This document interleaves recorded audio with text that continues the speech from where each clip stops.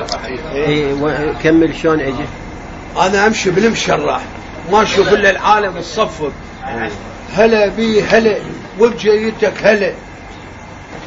يابا علي من ماكو احد وراي لان اشوف بس ثاني يابا خير ماكو شيء. قالوا عمي اسد قاطع الجسر لا يخلي العالم تروح ذاك الصوب ولا ذاك الصوب يجي لهذا الصوب وساد الطريق علينا واحنا نريد الشغل عندنا. قلت هسه جابني شورطني على هالمصيبه هاي منين جتني واجي على الاسد واعدل بصواب الله لا يكذبني واخنطه بمستقيمه هنا على وجهه على عينه بوجهه هنا. هو شويه يعني مال بس ما طاح.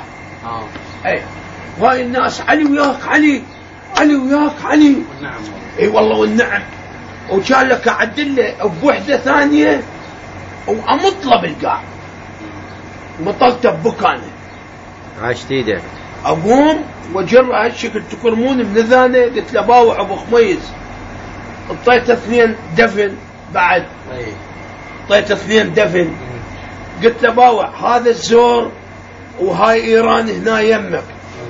اذا اشوفك هنا بهذا الزور كله واي تلتقي هنا انت بهذا الزور ما تلوم الا نفسك حياتك هي.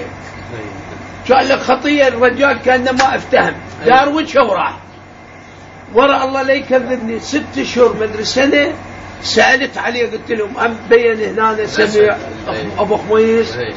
قالوا عمي صار له سنه فوق من الاتحاد السوفيتي الشارد. عجيب. قلت لهم يا سبحان الله لو هيك الضربه لو ما تراد. عاشت ايدك جار.